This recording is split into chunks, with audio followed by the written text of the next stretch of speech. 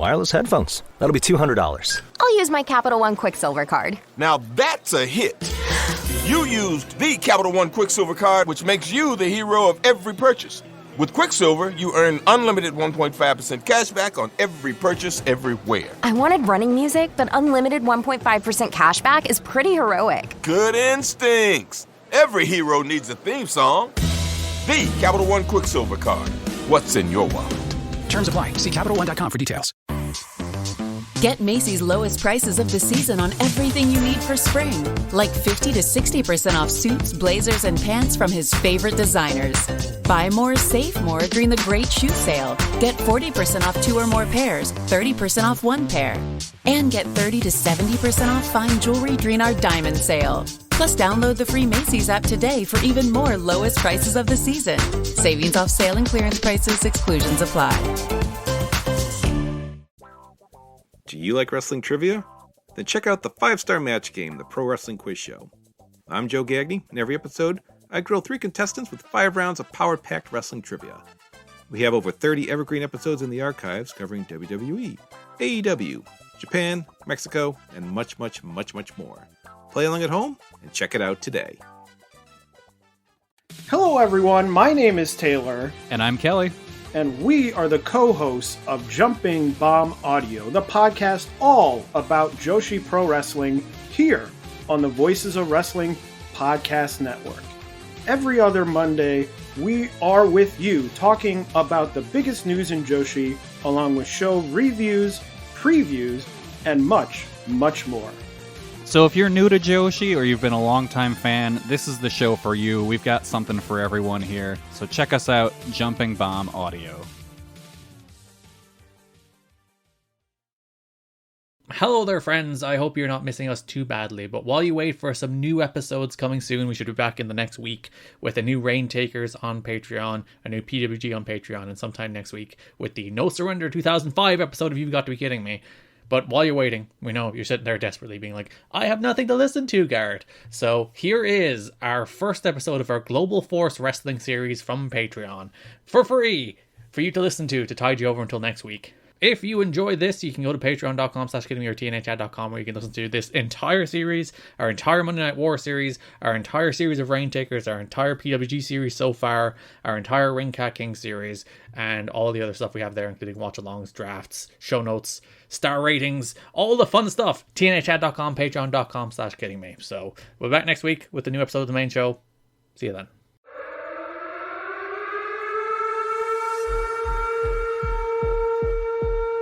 Welcome everybody to a brand new series here on the You've Got to Be Kidding Me Patreon. They say there's gold in them there mountains. Global Force gold. I'm Garrett and I'm joined by Liam. Liam, hey, Global Force. My God, it's the Global Force Tornado Sirens. It's pretty good. It's like I was in the Orleans Arena in the year 2015. And what an arena it was. It did look like Major League. Yeah, that's the best thing about this entire show. Cage Match has the attendance listed for this first taping as 3,000, which I would believe there's pretty deep rows of people. On one side. Well, yes, but that's the way all TV works. Unless they sell the whole place out, baby. And it was probably heavily papered. But listen, you just want people in the building. Well, you know, especially for a show like this where it's basically just an audition tape to hand out to people. But that's right, everybody. We're here to talk about the best wrestling pay-per-view of all time. And that is, of course, Global Force Amped. Anthology. Part 1. Ampthology.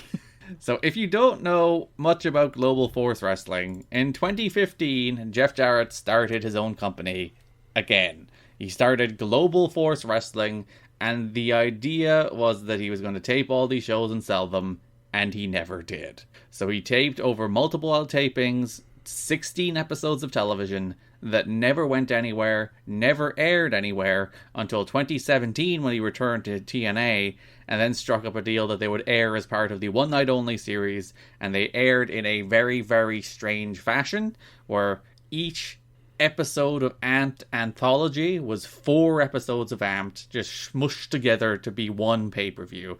So it's one 3-hour sitting. It's 4 episodes of television. I kind of regret watching it as one 3-hour sitting. I think it would have been an easier watch if I watched it episode by episode.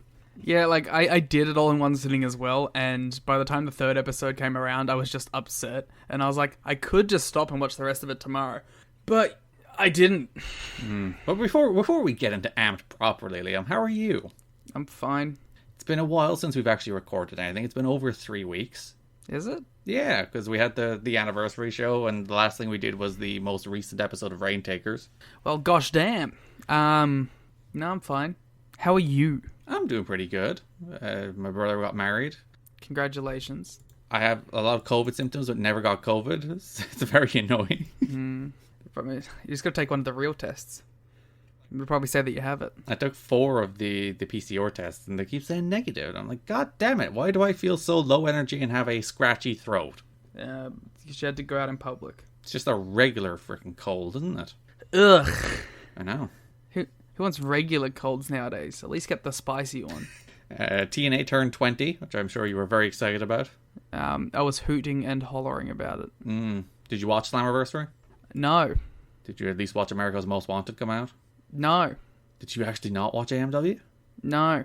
It's heartbreaking. I'll watch it in 20 years when we cover it on the show. I don't want to be spoiled. You'll cry tears of joy when you see America's Most Wanted on Slammiversary 2022 when we get to that. And Yeah, because then I'll remember this exact audio and I'll be like, what have I done with my life? Yeah. Well, to be fair, if we get to 20 years, this podcast will probably be wildly successful. Yeah, we'll have a studio. We'll have our own podcasting network and our own empire. This is our second time capsule that we're leaving for ourselves. The first is Robbie E, and then the second is, hey, remember when we talked about TNA's 20th anniversary and how we'd be wildly successful? God, imagine if we're not. But we're still going. Yeah, I like to hope that outside success will force the closure of the podcast. We'll just become infinitely wealthy and rich, and we'll be like, yep, no more time. So you're going to become wildly successful and then just abandon me, is what you're saying. I mean, however the shoe fits. I'm too old to become wildly successful at this stage. My ship has sailed. I feel like you I feel like you'll probably become wildly successful when you're 60. Oh. Yeah. I feel like that happens for most people. Not really. I mean, not most people, but when if people do strike it rich in some manner, it's always in their 40s, 50s, or 60s. Well, 40s is okay. And even 50s is probably fine. 60s is a little depressing. Then you're like, I'm too old to appreciate this wild success. Then just your shitty kids are going to be the ones that get all of it. Whereas 40s, you're at least young enough to appreciate it. I'm going to blow it on buying GFW and opening it again. You're going to buy the intellectual property from Jeff Jarrett? Yeah. I'm going to get the cool Karen Jarrett version of his theme. Mm-hmm. I heard that. I was like, oh, man, Jeff funked it up for GFW. Yeah, that's their TNA theme. That's their boppy TNA theme. I find it, at least I found it very interesting with GFW that a lot of these shows kind of felt like early AEW stuff. Mm-hmm. Which I guess that's just the structure of how you start a wrestling company. A lot of introducing people. Okay, well, yes, they were introducing people, but then they acted like we were supposed to already know, the music for people and stuff. And the only good theme song on these shows is that Karen Jarrett theme and Bobby Roode's. It's the non-GFW music. Yeah, the non-generic music. No, the Bollywood Boys had good music. But they didn't have the Rinka King theme. They did not, which is bullshit. There was a lot of Rinka King lore in this show. There was a surprising amount. And this is it's in some ways a spiritual successor because it does have the Bollywood Boys, it does have Magnus, it does have Jeff Jarrett, it does have Sanjay. So there's a lot of connective Chris tissue. Adonis. And Chris Adonis. And they all call back to Rinka King. They're like, oh, Jeff Jarrett gave me my first real opportunity in Rinka King. Yeah, which is very interesting. Well, let's do some general overall thoughts, right? Mm-hmm. How do you feel about this as a starting roster for a brand new professional wrestling company? If everybody that was on these shows who were good was around a lot, I think it's pretty good. I'm not saying you don't get all the good, you get everyone. I think it's not the worst. It has very few stars, which is the reason they probably were like, hey, TNA, can we have Bobby Roode? Yeah. because there is very few people who like have truly like marketable. Well, their biggest star power. star that's like them is Mickey James. Yeah, or Nick Aldis. No, it's Mickey James. My favorite thing about Nick Aldis is like he jumped, he left TNA, he jumped to Global Force, and he was like I assume this was his post big run in Impact. Mm-hmm. So it's like it's not like he was. Well, it's kind of he's become that guy now, right? Like the fringe star. Yeah, so he was the Global Force guy, and then he became the NWA guy. I suppose, and you know, he made bank at both. So I mean, maybe not GFW, but he definitely made some bank at NWA. There was a promo in one of these shows where he's like, "I want to become a millionaire, and Global Force Wrestling's where I can make that happen." It's like, oh, Nick. I wish GFW blew up, man. Couldn't you? I just want all of these like weird, dumb fringe companies to like become fully functioning groups. So yeah, it's a decent roster. It's like all of the next gen matches are really good. Like all of them, they're all really good matches. Yeah, you know, so it's the X division. It is the X division. They called the next division at one point. I think they called it. Mm-hmm. So before the You've Got to Be Kidding Me podcast came out, as everyone knows and loves today, we were throwing around a couple other ideas for what to do, right? And one of the ideas we had, well, that I pitched at least, was that we just watch every company that only existed for like one season. Mm-hmm. Which we're kind of doing. We've done Ring Cat Which Kidding. we're just doing on the Patreon. Yeah. We're going to do Wrestling Society X. We're going to do the XWF. I would love to do Wrestling Society X. We're technically doing WWA as part of a crossover with Days of Thunder, so... yeah, we'll hit What Culture at some point. All the one and dones. All Wheels Wrestling. Oh, we'll do that as a Patreon. We'll do that, actually, let's set that as a goal right now. When we get to 100 patrons, we'll do All Wheels Wrestling. I think you meant to set like things that people want. People really would love us to cover All Wheels Wrestling. I know it for a fact. And you see, what you do is you just create it as podcast lore, Liam. Even if they don't want it, you create it as podcast lore, and then they do want it. What if we say like we'll put like a tier, and it's like if someone pays the $1,000 a month tier, we'll do, I don't know, what's some Total Divas. Yeah, or every time somebody donates 1,000, we'll cover All Wheels Wrestling just again. Ooh, that's good. No, we'll do 1,000. You know, we have the easiest one in the world, which is of course you don't. All right, guys, $1,000 tier, you get to pick a show for us to review. Yeah, just one. One. And then there'll be like some arsehole who's like, I'm going to pick whatever the longest show is possible. Some AEW pay-per-view, clearly. Well, then it would be good, so it's fine. Oh. Yes, I have owned you. Yeah, like, there's good wrestlers on the show, not a lot of stars. I think that would be my assessment of this roster. And what do you think of the production of this show? I think they taped a little too little for each episode of television.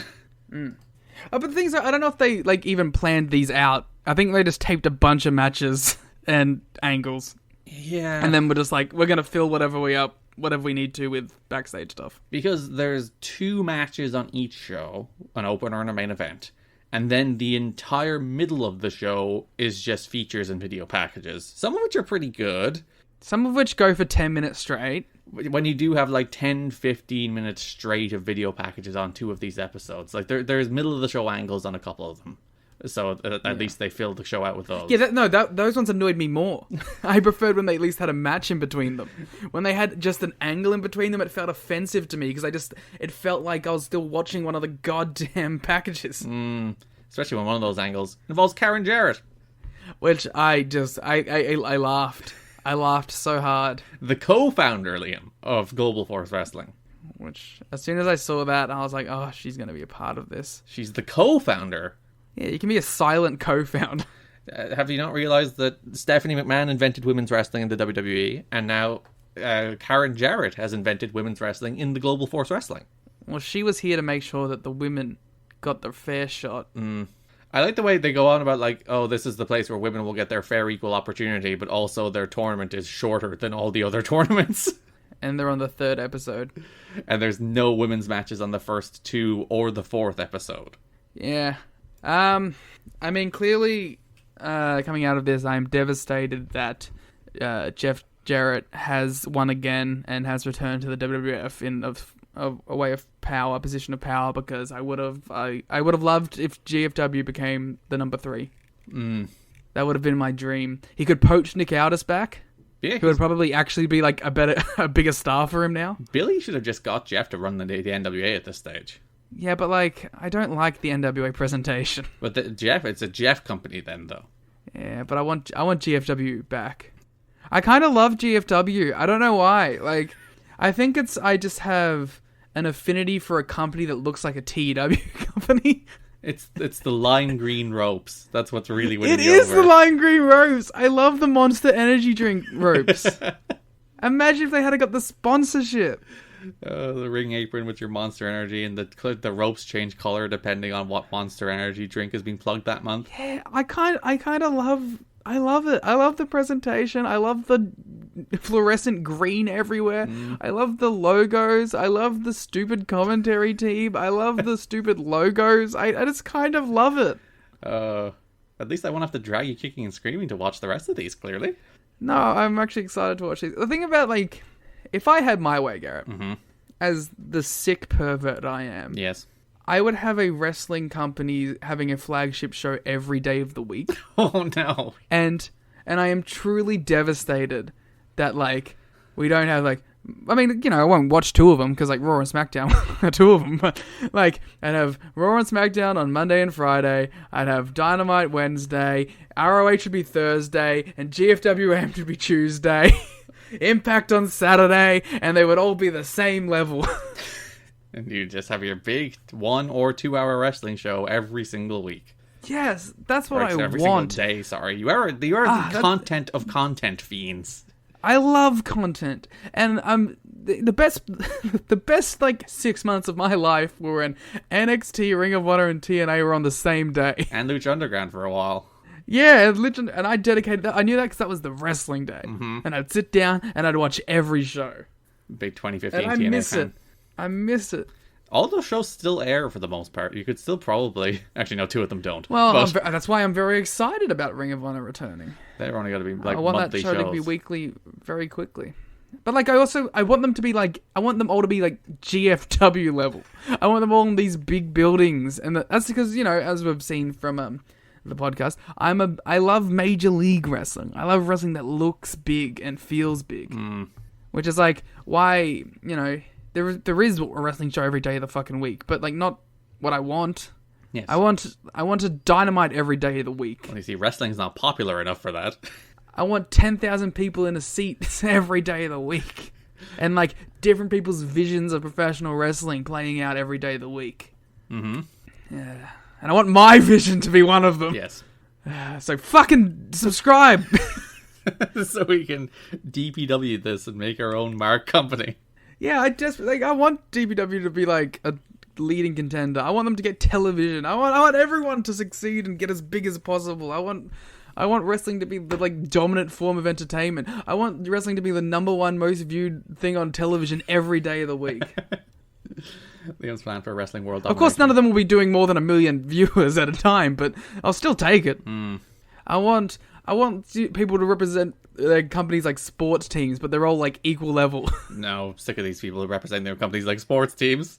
I want people's entire personality. I wish there was a world where someone's entire personality could have been GFW. There probably was, and there probably still is, frankly. Alright, time for us to buy GFWmecca.com.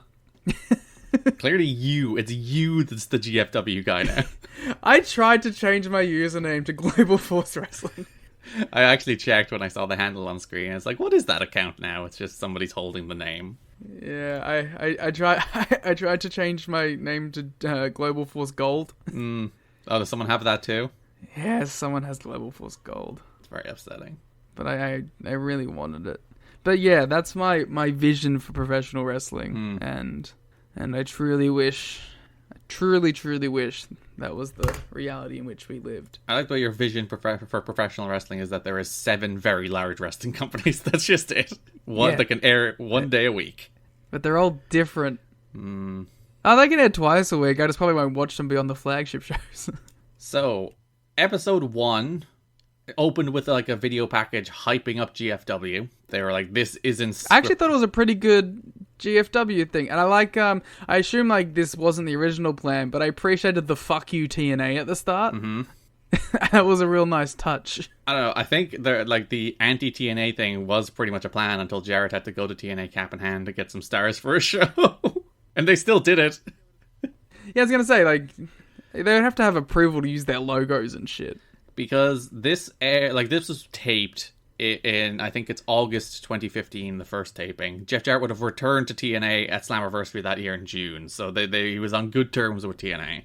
See, I'm interested, like, how much of this production and these shows looked like this, but when they were released, and how much of this was like in August of 2015, like looked exactly like this. You know what I mean? I'm curious about what the changes were in that time period. I don't imagine they... Well, actually, no, they would have had to do post-production on them because they would have wanted to sell them. So they would have had to do post-production on the pilot, at least, to go to shop it around. So I'm very curious, like, if someone did pick this up, right, at the end of 2015, would the first episode have opened up with the fuck you TNA logos? Well, like, the same person who edited them for Jarrett originally edited them for pay-per-view in the end, which is the Kevin Sullivan team. Because he was part of the Jarrett crew here, and he was in TNA by the time they actually aired. How did he find so much time when he was too busy being a cult man? Well, yes, that too. But so it's not like it's a different creative vision. It's not like it was one person did them then, and then another person did them in 2017. It was the same crew. Yeah, but like, the same people I'm saying like how much of it is like, you know, this is going up on as a part of an Impact property. We can use all the Impact stuff. You know what I mean? And how much of like if that wouldn't have been the case if it was just picked up by fucking Spike, right? Like they just put this on Spike. Are they allowed to have all the same stuff? You know what I mean? That's what I'm curious about. How much was changed by the like deal being struck? Well, they were working with TNA at the time anyway. So. Yeah, but I just find it curious, like presentation wise, how these would have evolved over the couple years that did them. Because they aired then in 2017 as basically to Impact distributed them as pay-per-views as one night onlys. So they're talking about how this isn't scripted. They're like pitching it as like more grounded and realistic. They're going to follow wrestlers on their day-to-day journey. I like that kind of stuff. I don't think they entirely fulfilled that vision. No, I think that very quickly just became wrestling vignettes and not like, you know, why should we care about these people as people? The only one that we really got that for was probably Nick and Mickey. Yeah, and like Nick Aldis, they did like a package from his home as well to try and be like, this is the day-to-day following them kind of thing. But yeah, I don't think they really I like that promo a lot because he's like, people have been checking up on me. It was a Samoan drop. He's just like, I took one move, it's fine. It was a gnarly one, but like he's just like, come on guys, I'm fine. So then your Global Force sirens went off, which is how they pivot between segments. Oh, that's how we're opening up our show, by the way. You need to find some hurricane sirens and put them in. I was going to do it with the Jarrett theme, but I'll see can I find that actual siren. Then we're introduced to our commentators, our play-by-play announcer Cyrus Fees and our color commentator Chael Sonnen. I guess we're going to disagree on this. I like Chael. I'm indifferent to Chael, so I'll give you your liking of Chael. Well, Garrett in 2017 wasn't.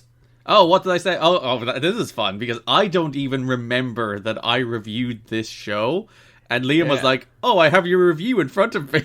Yeah. Okay, what did I say about Chael in 2017? Okay, aside from some strange editing cuts and occasional weird siren, as well as Chael Sonnen being terrible on commentary, the whole presentation looked slick and professional. Video packages were designed to flesh out individual characters, graphics and on-screen inserts looked professional, and the whole presentation looked major league. Ah, so you agree with that. I don't agree with Chael Sonnen being terrible. He said some horrific things at times. But, you know, he was just doing a Jesse Ventura, Bobby Heenan shtick, and I think it was fine. It's clearly an evolution of my character that I'm so used to horrible announcing now that Chael Sonnen was just like, oh yeah, he's there. He's doing his Bobby Heenan thing, it's fine. But yeah, I mean, I think it would have played off better if there was a stronger regular announcer with him. It was very like, I was watching an episode of, like, Wipeout. Like, that was, like, it was the aura of, like, afternoon television. Yeah. This is an episode of Takeshi's Castle. Yeah, like, they didn't feel like... They just felt too white bread. The Cyrus Fees, again, he was fine. There was nothing wrong with him, but also he's just not a particularly interesting announcer. But like it didn't feel like there was any feeling behind it. It was very much, we're doing a professional job here, but do we honest to goodness care about this Global Force thing? Probably not. No, it felt like morning television. Like you're watching someone doing an interview on morning TV. And now we are going to talk about this match. Oh, Hurricane Rana. Yeah. Well, I think obviously like Chow sounded like he was having fun out there, but the other guy, he was just so morning television. By the numbers. I don't even know if it was by the numbers. It felt like a robot doing it.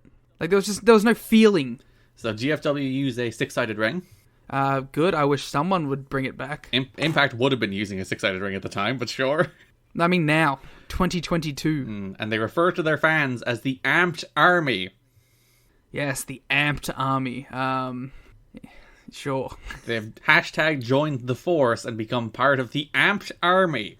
Yeah, so I was devastated because I thought, obviously, the name for us fans was going to be The Force, but it was Amped Army, and I much prefer The Force, but probably some copyright issues with that. Yeah, I think they're going to run into some problems with Disney if they call their fans The Force. I was really hoping that, like, hashtag join the Force would be their blank is all elite. Like, Bobby Roode, join the Force. May the Force be with you. And then some Disney lord just comes crashing through the ceiling. Who were some big 2015 free agents they could have snatched up? I think that's a problem with 2015 in general. There's not that many. Yeah. Like, Drew would have left around then, but then he got into TNA. Still, if you had a chance to make a play for Drew, you probably try and get Drew at the same time. So, like, there's just not a lot of stars on the market. It was right at the start of WWE's, like, aggressive expansion phase. And to be fair, like, with the whole Drew thing, like, I feel like his revitalization happened in TNA too, so... Yeah, and he probably needed that run for what we would go on to do in WWE. I think 100% he needed that run for that. I think, like, that's one, like, but, you know, TNA will forever get shit from every corner, but they definitely revitalized both Lashley and Drew. Went on to become a WrestleMania headlining match after becoming a TNA headlining match. So then we had our opening match in Global Force Wrestling Amped history, as it was PJ Black versus Seiya Sanada in a next-gen title first-round match. So let's talk about Seiya Sanada's gear. I'm upset that he's, like, after the nice, wholesome TNA dyed hair blue gear man. Oh, I love it. I love his gear here. This is, like, one of my favorite eras of Seiya Sanada. Just before he went to New Japan, and he would, like, I think he did a Big Japan Strong Climb, and I watched every tournament match, and it was, like, this era of Seiya Sanada, where, like, he had, like, just freshly cut the hair to what it would become, but he was still wearing, like, bright, cool gear. I love this era of Sanada. I have a very fond remembrance of this era of Sanada, too, because this is when I, like, was first getting into Wrestle 1, and... when, I was really into Japanese indies, and I would catch him in All Japan, and I'd catch him in Big Japan. By the way, very upset at commentary, who mentioned his time in TNA, and they mentioned his time in All Japan, but did not mention his time in Wrestle 1. I don't think either of the commentators knows what a Wrestle 1 is. That's what research is for. But if you want to know what a Wrestle 1 is... Listen, we did say that at least one person had to ask for both a GFW and Wrestle 1 podcast, and at least one person did ask for each. So I put it in Liam's capable hands to work out what exactly our coverage of both of those companies looks like, so annoy him about it now. I'm willing to do it. Yeah, I assume, very first thing, we'll watch the first show. We'll review the first show. After that, I'll try and find key moments. Yeah, Wrestle 1 is easier. It's like, do we cover GLEAT from the start? Do we cover GLEAT from just the next show? GLEAT, I think I want to do audio for GLEAT version 3, as it's looking to be the biggest show in history, most tickets sold, looking to be a sellout. But I think maybe we could do some sort of regular coverage of GLEAT once hooting and hollering are back, because that is a big thing for Garrett. I do miss the hooting and the hollering. I will not force you to GLEAT with no hoots or hollers, but after that, maybe we can keep up and review the Korakuen Halls and review the big shows. Sanada should go to GLEAT. I think he's winning his G1 block, so join 60 seconds. But then he'd have to be above Azucha. But he could go back to being wholesome Sanada. But yeah, I have some ideas for that stuff. Wrestle 1's going to be a bit of a weirder one, but we'll find something. Because trust me, as someone who's trying to track down a lot of Wrestle 1 footage, it's pretty hard. People should really keep that stuff when it airs. I have a bunch of stuff from like 2015 onwards, but that earlier stuff is a little harder. So PJ Black's also in this match. Yes, another former... I don't think he ever did Japan. He probably did go to Japan at some stage. Because it's funny, there's a promo on the show where Killer Kross is like, I've been to Japan. It's like, no, you haven't. Yeah, I was going to double check that. He did one IGF show where he lost in a tag. That makes a lot of sense. Yeah, he's like Mr. Japan over here and his one... Not even a tour. He did one show. He did not work any Japan. That's a lie. Fuck. I'm looking at these logos. I don't see any. Justin Gabriel has worked 2 shows in Japan. It doesn't count when it was WWE. Where he faced Wade Barrett and Jinder Mahal. That doesn't count. He also did one strong he show. never worked Japan. Which also doesn't count. But he did work for New Japan. He's done like 15 New Japan matches, just none of them in Japan. So there you go, PJ Black. Like the former Justin Gabriel, a weird wrestler in that he always feels like he should be better than he actually is. It's also one of those guys that I think, if you were a WWE fan at the time, especially like, you know, a lot of my friends and even me at the time was like, oh man, this guy rules. Why isn't he being used better? And then he kind of left and he was just kind of middling around. Because he's one of like the very few people on WWE television who did like cool moves. Yeah. Well, he comes from that era of WTV where it's like, if you do a 450, you're automatically cooler than like most of the other wrestlers, even if you don't do any other cool high-flying stuff. Like, he comes from an era where a 450 was enough. Yeah. Remember those days. It was a good 450, to be fair. It was. Except when he fucked it up. That actually was cooler. That's true. So they have a good match. Yeah, this was a fun little match. I thought Sonata was good here too. Towards the end, I was biting on both people's spots, so... That is the pro of not having any idea who's the pushed entity in this company. Yeah, it kind of started a little house showy, which I was like, I don't know if that would be my episode 1 opener. Yeah, kick it into gear, guys. Yeah. I might have even opened with the Lucha 6-man. But, yeah, actually, I probably would have been I would have swapped these two around, probably. So you both missed moonsaults. Sonata hit his tiger suplex, which Cyrus Fees informed us is called This Is It. Yes. Which I did not know. Hit a TKO out of a crucifix for a near fall before Black won with a springboard 450. I was really hoping that his like when he said "This is it," Chael was gonna be like, "No, it isn't." His move is false advertising. I'm very curious if we will see any more Seiya Sonata. There is one Japanese wrestler on this episode that makes his only appearance, but we'll get to that in episode 2. And it's a very weird one too. PJ does a promo later in the show where he's like, "Oh, it was a hard match, but I won." Yep. So they showed us the brackets for the Next Gen Championship Tournament. It is 4 qualifiers into a 4-way title match. So PJ Black faces Sonata. PJ Black won. Sanjay Dutt faces Jigsaw. TJP faces Andrew Everett. And Trevor Lee... Rubik's. It's Jigsaw. Rubik's. And Trevor Lee faces an opponent to be determined. I hope it's Kushida. That would make a lot of sense. It would make a lot of sense, but we'll talk about that in a second. We then had the first of, frankly, many features on Kevin Kross. Yeah, interesting about GFW is that Kevin Kross was going to be their AJ. But also, he lost his first match. We'll get to that in a sec. So did AJ. That's true. He did lose to the Flying Elvises. So, yeah.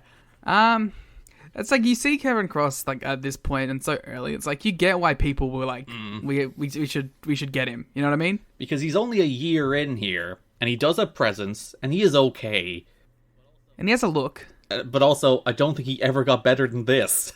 Yeah, he's had some moments, and it's all about how you use him too. But like you get why this would be a guy that Jeff would be like, ooh, could be a possible star for us.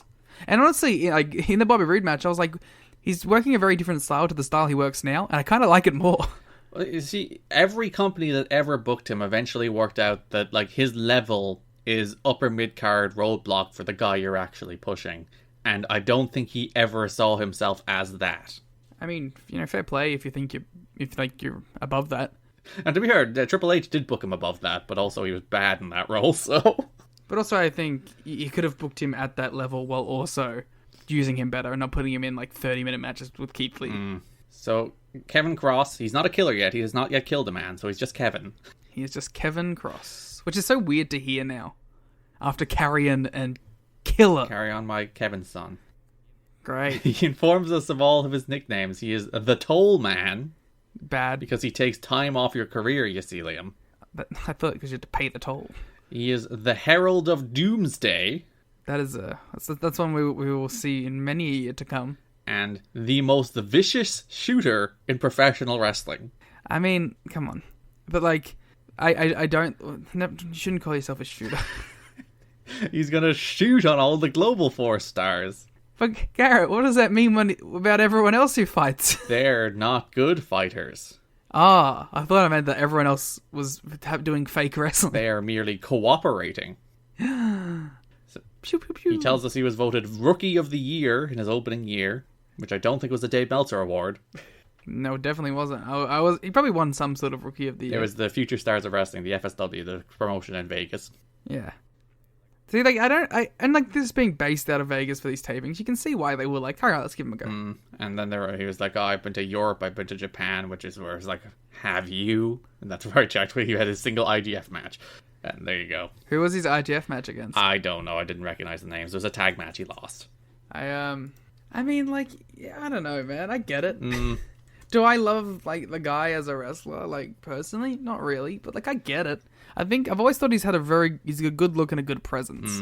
If only he could wrestle. Even, like, now. Which is, like, it's not like he is lazy either. Like, he tries. He's just not good.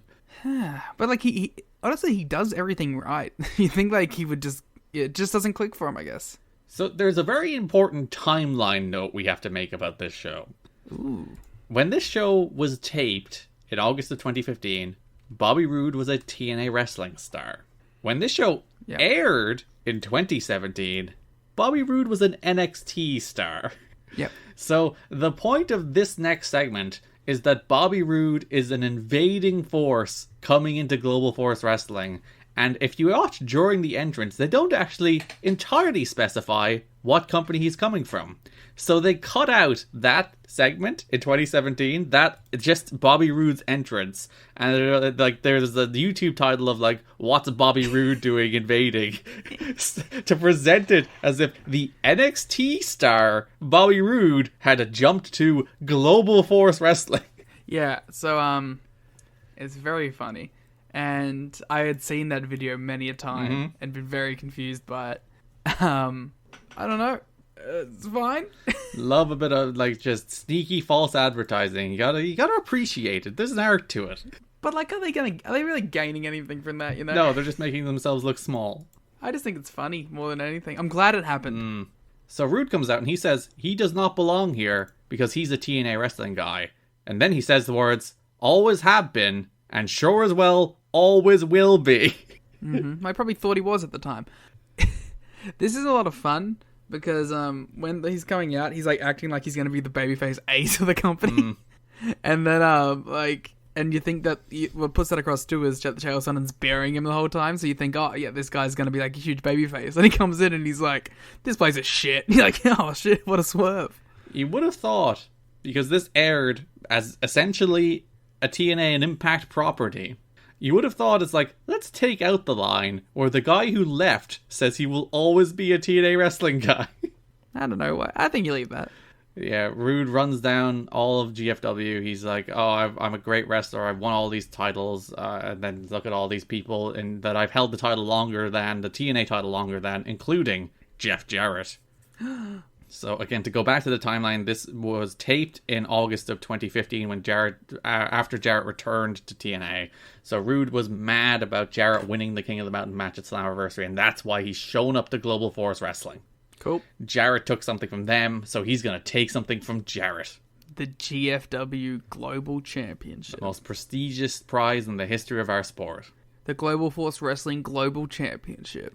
So he's interrupted by the actual ace of Global Force Wrestling, Nick Aldis. Who really dressed up for the occasion. Really, yeah. He's like, listen, pair of tracksuit pants, nice shirt. No, sorry, that's not a shirt. It's a shirt. Singlet. Tiny, Gold's Gym singlet and track pants. That still counts as a shirt. No, it does not. If you cut the sleeves off the shirt, it's still a shirt. No, that is a singlet. It's a type of shirt. No, you wear a singlet under a shirt, you animal. No, there are all kinds of shirts. Nope.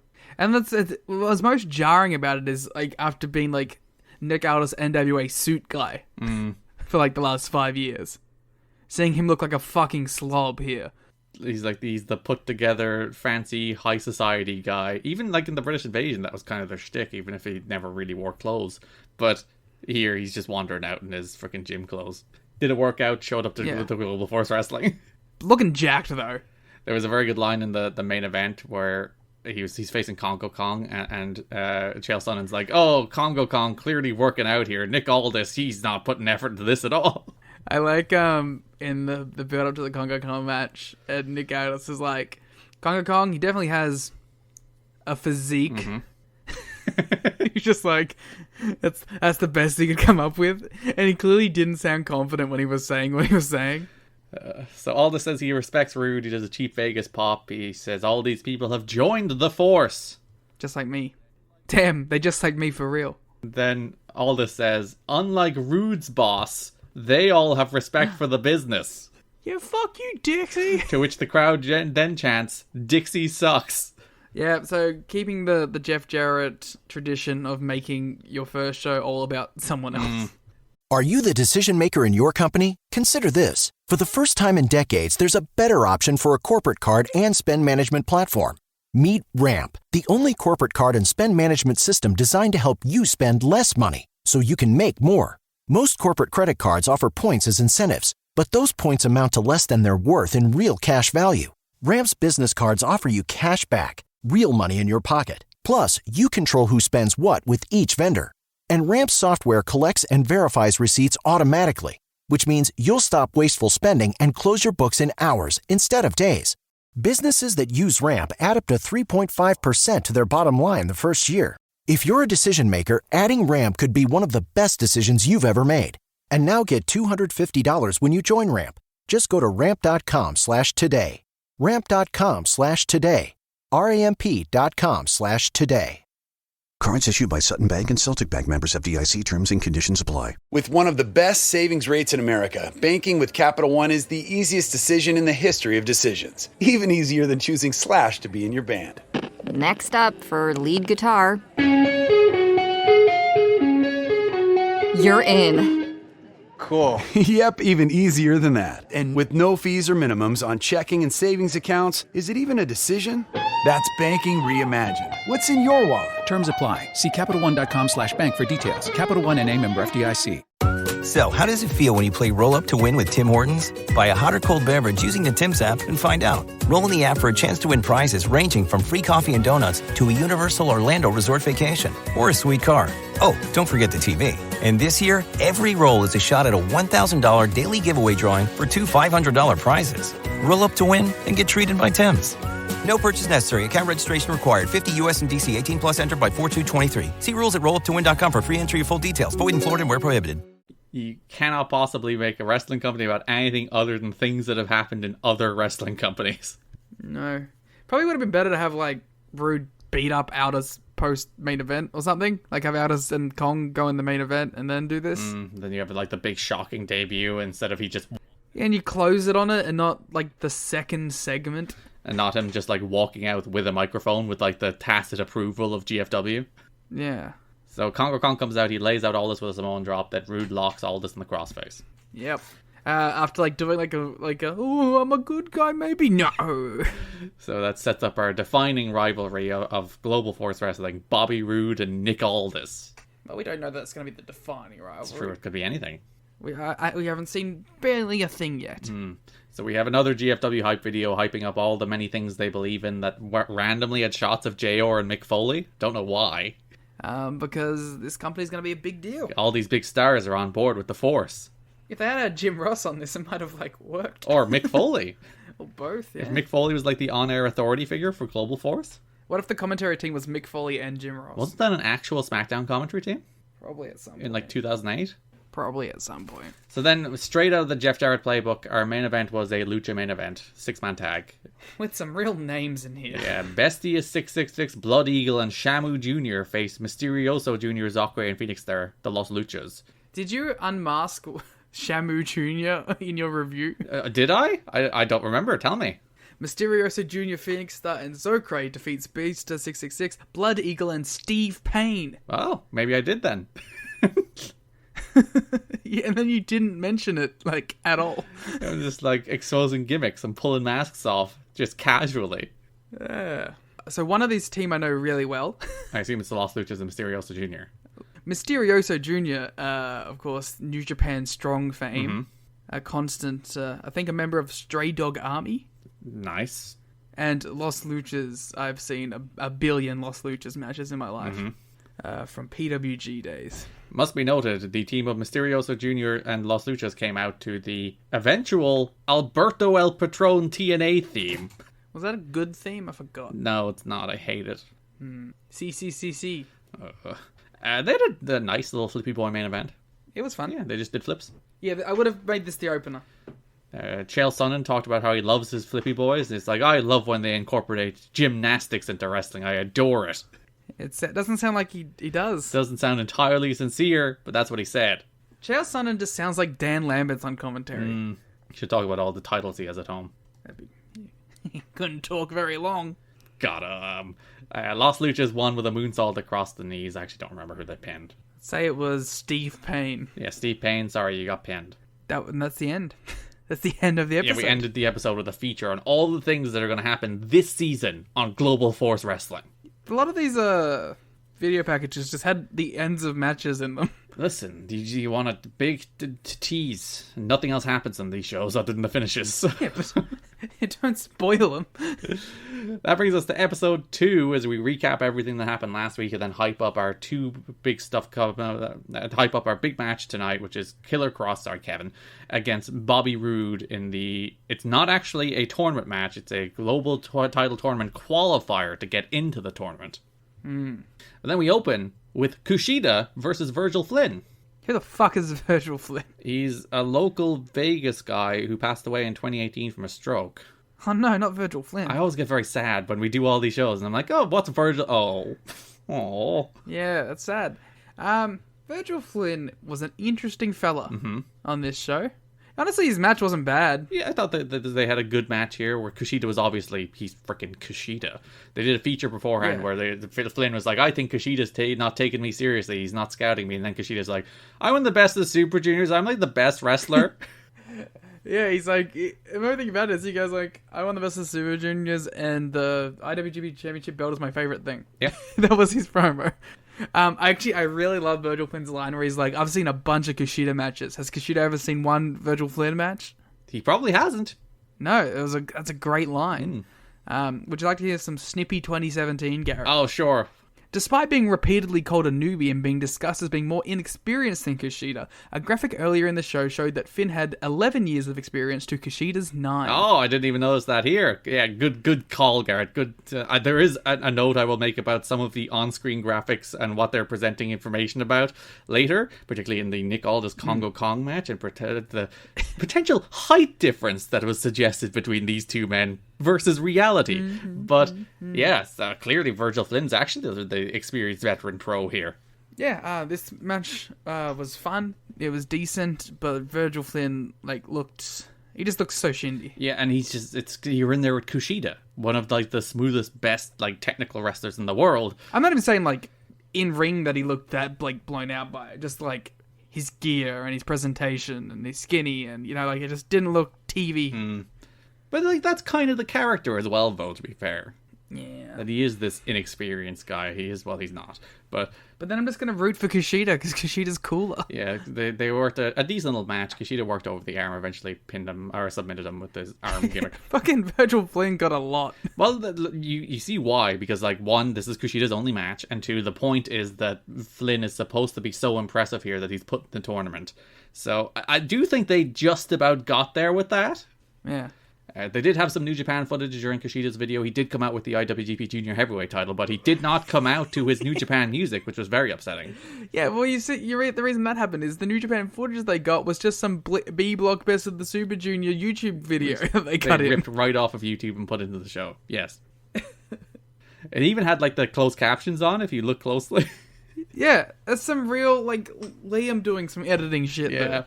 Pros going here at the Global Force. But, yeah, the match was actually pretty fun. Yeah, they had a good match. After the match, they had a video or an interview later in the show where they caught up and Kushida's like, he's a good wrestler. Yeah. So we had the video about all this. He was at his home talking about that Congo Kong attack, and he's like, nah, there's one Samoan drop, I'm grand. Oh, which is to be fair, it was a cool Samoan drop. Yeah. And he's like, I hope Bobby Roode goes all the way in this tournament so I can face him. I had a little bit of an affinity for the old Congo Kong for a while there. Mm-hmm. He was an AAW guy when I was really into AAW. He is pretty good. And that's all we'll be saying about that. There was a feature on the Women of Global Force Wrestling. They threw shade at the Knockouts and the Divas. Okay. But like the extent of the shade was just we called them women. Yeah. Which I guess is the bare minimum. Just refer to them as people. Yeah, refer to them as human beings. So Karen's like, I'll let these women main event. Karen specifically will let them, nobody else. Yeah, Jeff was fighting against it, but much like Russo, Karen was like, I'm making the changes, bro. So it's Mickie James, Lady Toppa, and Christina Von Eerie were all featured. They're like the three people who will be in the first qualifier for the women's title match. Two of those are good. You're a big Lady Toppa fan? Yeah. But fuck Mickie James. Lady Toppa's theme song. It's just like Lady Toppa. Lady Toppa. Lady Toppa. Lady Toppa. Didn't she get like signed briefly by the Fed? Did she? She worked TNA for a while.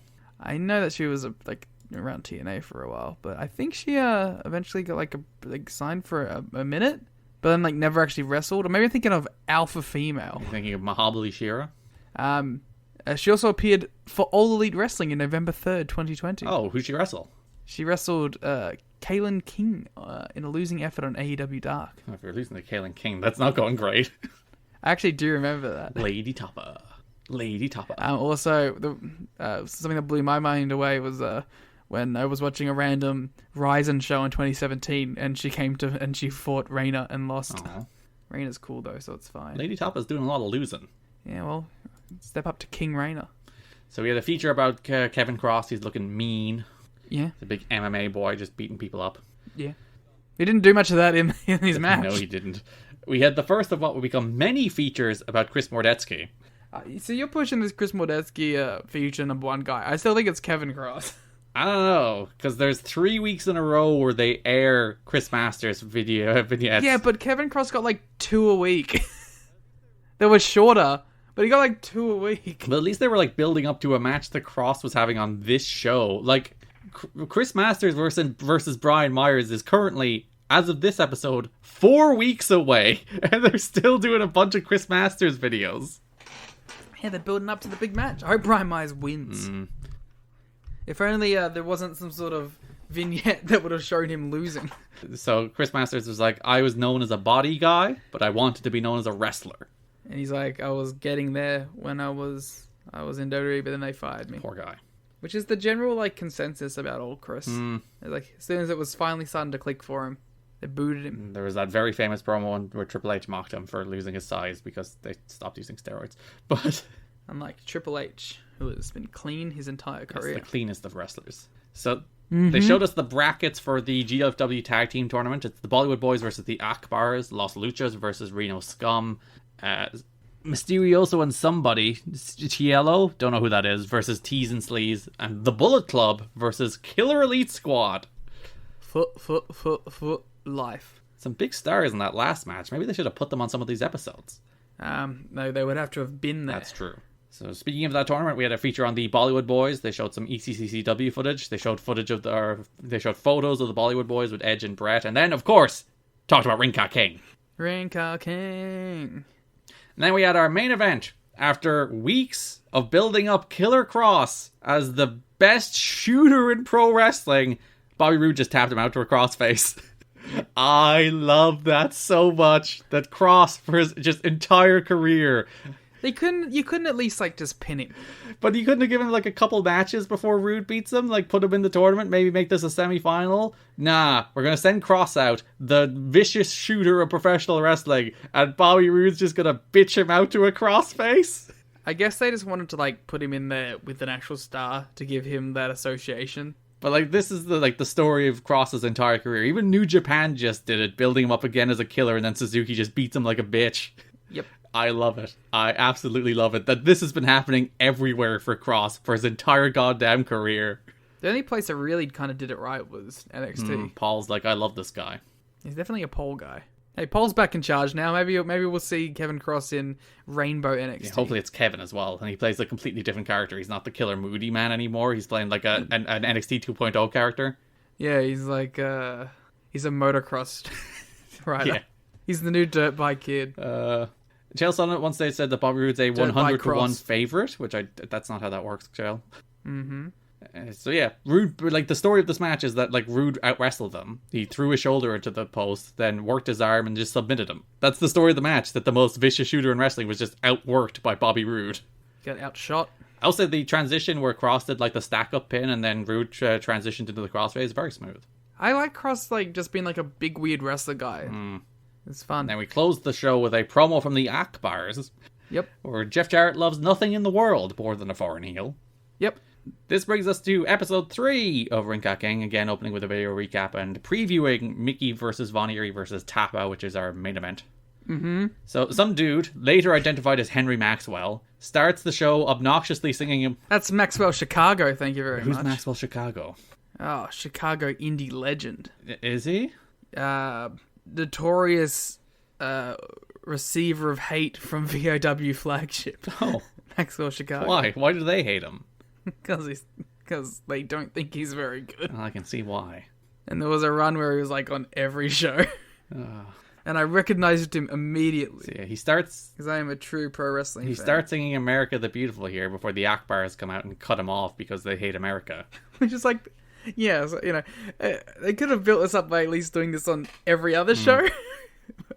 But, you know, this just happened to be the one time that they needed to sing America the Beautiful. Yeah, some guy who they did not identify until after they were running him off came out to sing America the Beautiful, and it's a travesty that he's been interrupted. I mean, I'm devastated. So they want the tag titles, but then the Bollywood Boys come out to have our opening match, the first round match in the tag team title tournament, the Bollywood Boys versus the Akbars. Yep. They also had a very boring match, very reminiscent of a Ring Ka King tag match where nothing happened and then they just did the finish. Yeah, they were just sticking to it, you know. Just heat and heat. They went back to their roots of the Ring Ka King. Get some heat, get some more heat, get some more heat, finish. So yeah, Bollywood Boys hit Ali with a top rope back elbow followed by a top rope elbow drop for the win. They advance in the tag team title tournament. They did put the wrong brackets on screen here. I didn't even see the tag team brackets. Because they showed the brackets on the first show where the winners of this match were supposed to face the winners of Los Luchas and Reno Scum. But if you look at the brackets they showed after this match, they had the winners of this match facing the winners of Bullet Club and Killer Elite Squad. And I'm like, no, those aren't your brackets. What if this is the right brackets? Well, no, Cyrus Fees on commentary even said, like, the winners of this will now go on to face the winners of Los Luchas and Reno Scum. And the brackets on screen did not reflect that. I just think Cyrus doesn't know what he's talking about. Inconsistency here in the Ring Ka King. Yes, it's Ring Ka King. In the Global Force Wrestling. Ring Ka King. So we went to a feature on Sanjay. Yes. I mean, listen, how many times have we seen this exact same kind of thing with Sanjay now? He's like, I broke into wrestling, signed with TNA, went to George Washington University, doing a degree in, like, PR. But I still have something to prove. I'm inspired by my family, and I still want to win titles in wrestling and all that stuff. Yep. Then we also went to a feature on Jigsaw, who talked about how he's... Rubik's. We talked about how he's worked so hard in his entire career, but still hasn't gotten his breakout opportunity, and he goes out to just have good matches, and maybe he needs to go out with the cutting edge because he needs to win titles. Yeah, like a Rubik's Cube. So that'll be our match next week. We had another Chris Mordetsky feature, this time talking a little about Ring Ka King. And then Liam, the savior of women's wrestling, arrived.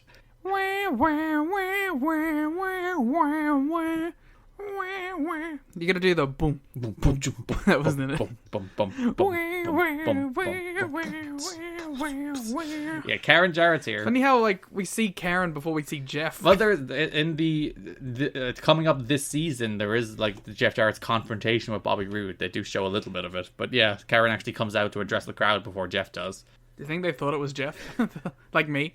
Oh, you just hear the boppy Jeff Jarrett theme, and you're like, "Oh, Jeff is here." Oh, yeah, I thought Jeff got like funky for GWF. no, it's Karen. Unfortunately. So she's here to take credit for all women's wrestling. It just reminds me of the greatest Karen Jarrett moment. Which is? Her and Jeff at WrestleCon where she starts spitting at fans. Yeah. And honestly though, I love it. Like, I'm not even mad about it. It's great. It's just her all over, isn't it? They're just both kind of toasted going to the ring. Yeah. So she announces that she's the co-founder of Global Force Wrestling. I don't think she announced that. No, she did. She's like, I'm the co-founder of Global Force Wrestling. Yeah, but that was known. It wasn't like a breaking news. Karen Jarrett is co-founder. It's true. Then she said she's here to make sure women get the spotlight. Of the third episode main event. Lady Tapa then came out, to which I'm not sure was it Chael or Cyrus, but one of them said, I know that music, and I would say, how? We've never heard it before. Well, let's see what Garrett of 2017 had to say about that music. No. Lady Tapa interrupted to the best theme song in GWF history? You know what? I'll allow it. Lady Tapa. It was mostly just someone saying Lady Tapa over and over. Lady Tapa. Lady Tapa. Karen emasculated Tapa's long unnamed husband. Lady Tapa. Why did you call him long? I don't know. Was he somewhere before this? He's Royal Red. He was named here. But you called him long. Yeah, long unnamed, as in he has been unnamed for a long period of time. I think it just meant like he was a long guy. I was like, he didn't seem that like tall. Like he was named. He was called Royal Red. No, you said long unnamed. Maybe I'm referencing something else. Maybe he was in TNA or something. I don't know. Or I'm just stupid and wrong. 2017 me is very stupid. Yeah, well, we will see. So Royal Red, who is her manager and husband, was mad that Mickie James is getting all the focus here, not Lady Tapa. But then Karen, the real star, stood up to Lady Tapa and punked her out like a bitch. Yeah, and it was kind of mean. She's like, unlike you, I don't need my husband to talk for me, so you get in action, bitch. Yeah, he just founded a company for me. Yeah, I am here as co-founder entirely on merit. Yeah, I don't know, like, this wasn't good. Like, Karen punking out the big, like, dominant force in the women's division is really bad. I hate that shit. Speaking of hate, we had another feature on Kevin Kross. By the way, I'd like to mention that Kevin Kross is still ahead of Chris Adonis in video Sure, I think packages. it's currently 2 to 4. Is it 2 to 4? Because he had 2 in the same one. Because he had the little post-match one, too. So this is where he's like, I want to make millions. He's like, says the loss will make him a better wrestler. Then they have clips of him working out with his injured arm. Cool. They're still trying to pretend like he's this big tough man, even though Bobby Roode beat him comfortably. Yep. We had another Aldous feature, this time like going into depth on his career, talking about his time on Gladiators in the UK as Oblivion, the Big O. Yes. Talking about TNA, talking about Ringcat King, of course. Oh, the Big O. Yeah, he's a Big O. It's true, the Big O is a different wrestler. And of course, talking about his time with Ringcat King. Yeah. Being fully nostalgic for Sir Brutus Magnus as part of RTX. Yeah, better. He should have come out with the Rinker King Championship. They did steal it. They did run away on the truck with it. Yeah. They all should have come out with the... Sandra should have come out with the wings. That's how then he would have won. They talk expressly about how he jumped Liam from TNA to GFW. And what a decision. Because he believes in the vision of Jeff Jarrett and the Global Force. He joined the Force. And then we had our main event, Lady Tapa versus Mickie James versus Christina Von Eerie in a women's title semi-final match. It's her Christina Von Eerie. It is. See what you did there. Good. See what you did there. Mickie did not come out to Hardcore Country, which is quite disappointing. Which is literally the first line of your review of this match. I love how, I didn't read that review. It's literally the first line of my notes here as well. Yeah. This match was okay, I guess. I got nothing for it. I can at least add some additional context that the theme she did come out to would go on to become Kiera Hogan's first theme in Impact. Well, actually, you said that here as well. But I would have written that before Kiera Hogan debuted in Impact. How did I know? Listen, you must have known something. Yeah, Tapa hit a cool double Samoan drop. That was pretty neat. Yeah, it was okay. There was a replay of a forearm by Mickie that they nearly certainly had to put in to edit around something that went very badly. Yeah. No, that young knockout kid, Mickey James. Mickey hit the McDT on Lady Tapa. Did not look good. No. Like at anything, like talking or wrestling or moving around. So yeah, Mickey hit the McDT. Christina Von Eerie threw her out. Then hit like a necktie backbreaker out of the corner, which was pretty neat for the win. There's some fun stuff. But I like Christina Von Eerie. Always have. Was one of the first indie women that I kind of saw. I do find it funny that like they built up two people as monsters on these shows, Kross and Lady Tapa, and then pinned them both immediately. I mean, listen, Mickey ain't taking the fall. That's true. So Von Eerie advances to the finals of the Women's Championship Tournament. She will face the winner of Katarina Lee, Bullet Babe, and Laura James. Yeah, well, Garrett spoiled that one for me, so... Did I? In your review... This is what you get for reading 2017, me. Shake my damn head. So then we had a confrontation between Aldis and Kong to end the show, plus hype for next week. With a new manager, Maxwell Chicago. I found it very funny that was a thing that was meant to be set up on social media, but obviously this company never had social media, so it just never happened. So like the angle where Maxwell Chicago became Kong's manager, which I think they do show in the package next week. Again, it's mentioned on commentary. It's like, oh, on social media, these two came together. It's like, no, they didn't. Yeah. And then last show of this episode 4 of Ring Ka King, it previewed Aldis versus Kong and Jigsaw versus Dud. While recapping last week, we got the brackets for the World Title Tournament, Liam. It's a big one. Global Title Tournament. Thank you. So Chris Mordetsky will face Brian Myers, which you already knew. Nick Aldis will face Kongo Kong, which is our main event of this episode. Shelton Benjamin will face J.R. Kratos. Two New Japan legends. And then Bobby Roode will face an opponent to be determined. I literally have no clue who it is. Not to be mistaken with the Gravity Falls character, Toby Determined. It's not him. In a rematch of a noted 2012 TNA match, Jigsaw faced Sanjay Dutt in the first round match of a Gen Next tournament title tournament. Alright, talk about the TNA Well, thing. the anniversary of it, as we record, was yesterday, which funny enough, where they had just a kick-ass 4-minute television match, which was Jigsaw's TV debut. It ruled. Rubik's, yes. Rubik's TV debut. It ruled. Rubik's looked awesome, and then Rubik's was only seen like 2 other times for other X Division shows. I remember watching that at the time, and everyone being like, wow, he's getting signed. Yeah, sign this man. He looks awesome. Yeah, but unfortunately, we never got it. Eric Bischoff came up with a reason. I'm sure Eric Bischoff on his podcast will talk about how there was some galaxy brain reason why he wasn't signed. Jigsaw just always been one of those guys that just always around, but never quite broke through to that next level, unfortunately, because he's ruled. That was what his entire feature was about last week, where he's like, I'm a guy who's always around, but never breaks through to the next level. Well, maybe he'll win the next gen title tournament. Yeah, so he beats Sanjay here with the Jig and Tonic. Very good match, very enjoyable match here again.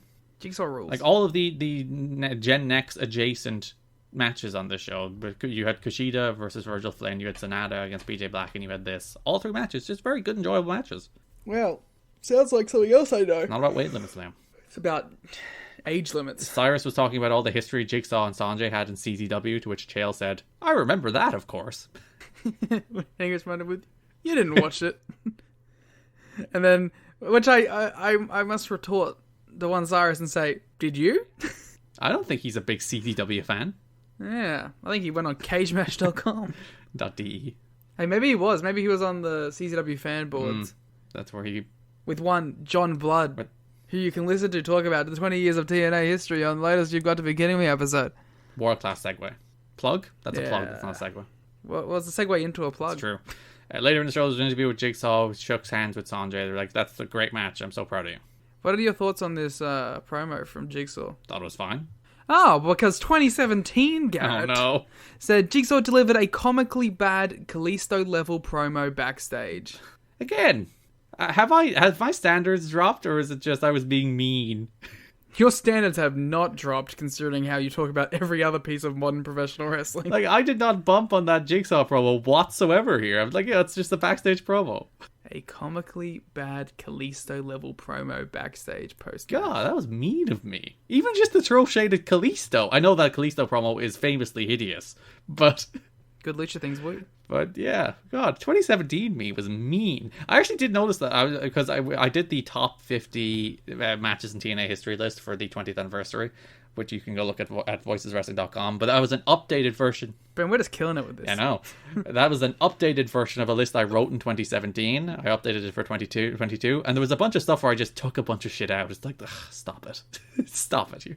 You're trying too hard here. Just, no, cut it. Cut a bunch of nonsense. Did you change your number one? You don't have to tell. Don't give it away to the people. But no, I didn't. I didn't update most of like the top end of the list. That's mostly the same. I added a bunch of matches from the modern era. So we had a recap of all the Aldis and Congo Kong stuff. Then we had another Chris Mordetsky feature.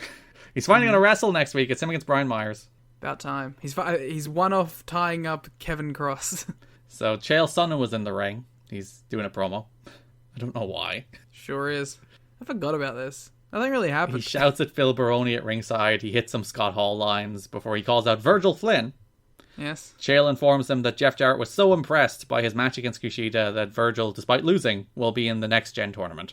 He should have been more impressed with Kushida. Is it Next Gen or Gen Next? It's Gen Next, isn't it? It is Gen... It's the Next Gen. It is Next Gen, says you, from 2017. But I've written it down both ways here in 2022, so there's no way of knowing. You wrote Next Gen. It is Next Gen. I've checked the graphic. So it's Next Gen. The next division. Anyway, so Virgil Flynn will be in that tournament. PJ Black comes out. He's like, "Good job, buddy. Your match against Kushida was great. I wish you luck." And then he super kicked him.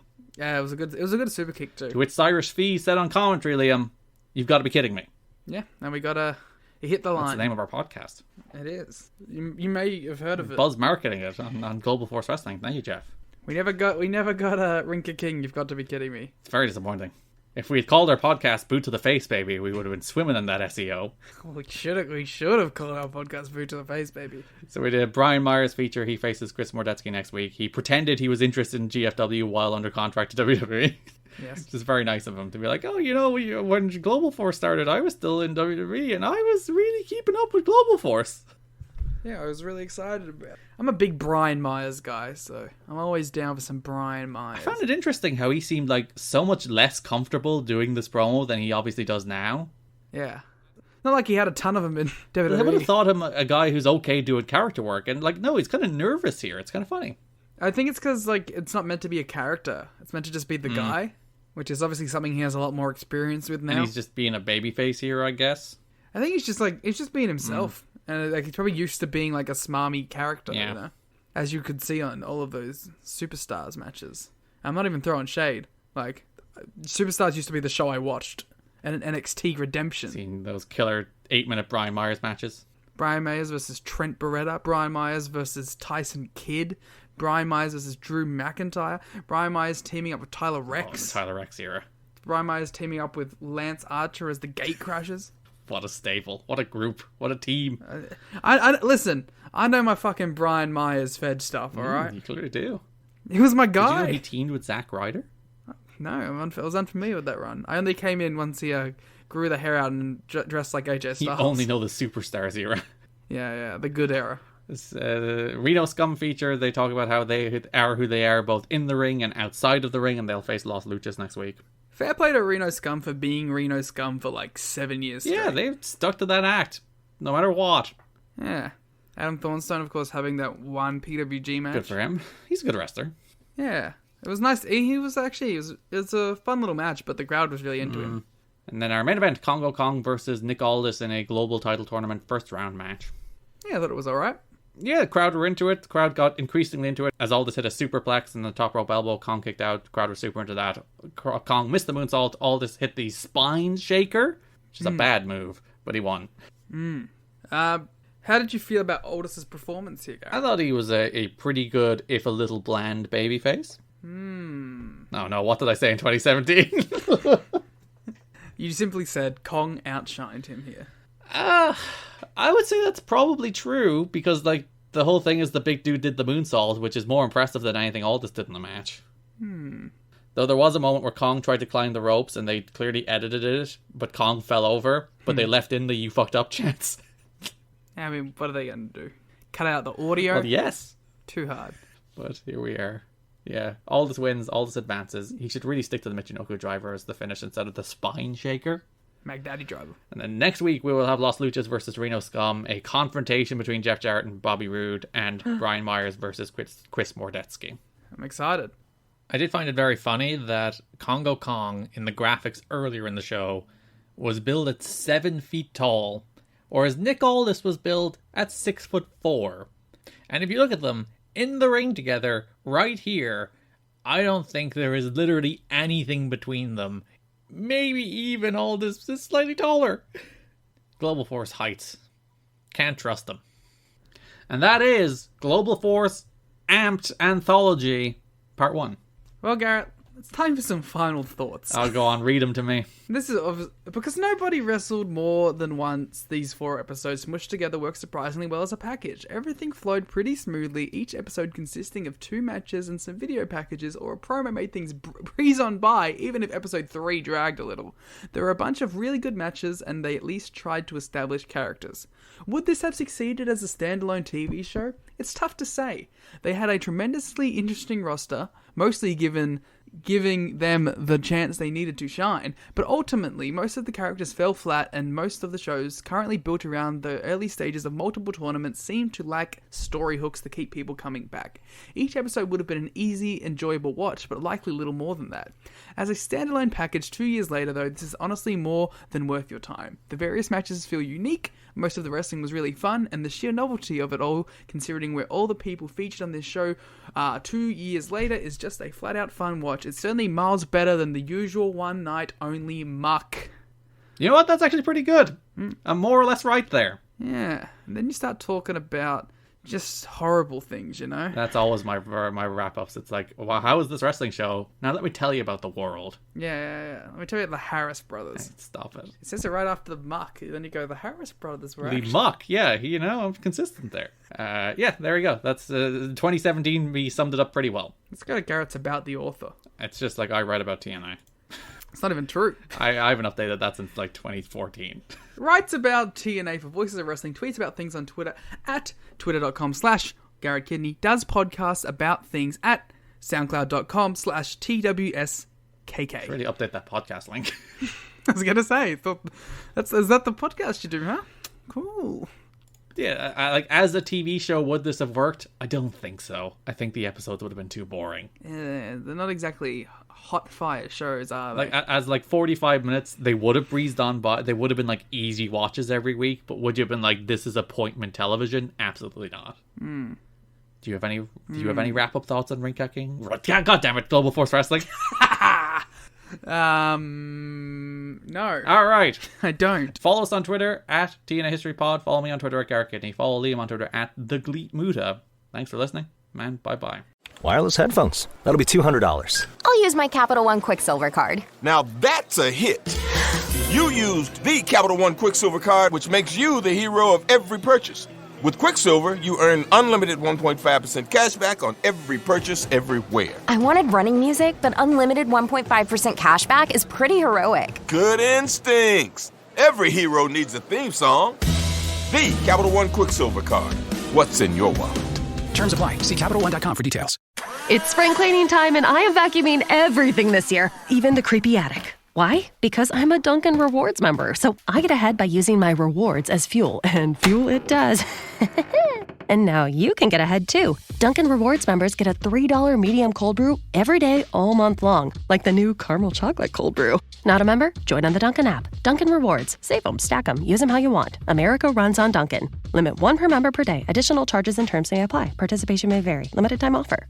Hello there, my name's Neil David and I'm the host of Eurograps Express, the podcast exclusively dedicated to the wrestling of Europe. If it's wrestling and it happens in Europe and it's good, we talk about it. Whether it's RevPro, Progress, WXW, Passion Pro, Pro Wrestling Chaos, Pro Wrestling North, we don't care, we talk about them all. If it's good and it's exciting, I want to share it with you. We're on the Voices of Wrestling Podcasting Network. Check us out on the feed. Check us out on Twitter at EuroGrapsEXP. And join us for chat about European wrestling and a little bit of chat about cheese. Hopefully see you there. Hey everybody, my name is Jesse Collins, and I want to tell you all about my show, the Gentleman's Wrestling Podcast, here on the Voices of Wrestling Podcast Network. On the Gentleman's Wrestling Podcast, we do a thorough analysis on the biggest issues and trends within the pro wrestling industry. We talk a lot about pro wrestling media, we talk a lot about fan culture and wrestling's place within general pop culture, and we talk about the broader influences that are shaping the way we discuss and analyze the pro wrestling industry. We've had some of the brightest minds in the pro wrestling intelligentsia on the show, including WrestleNomics host Brandon Thurston, both Rich Craich and Joe Lanza from the Flagship Wrestling Podcast, Trevor Dame from the Through the Years podcast, and a whole lot more. This isn't a show for hot takes. It's not a show recapping the latest episode of television.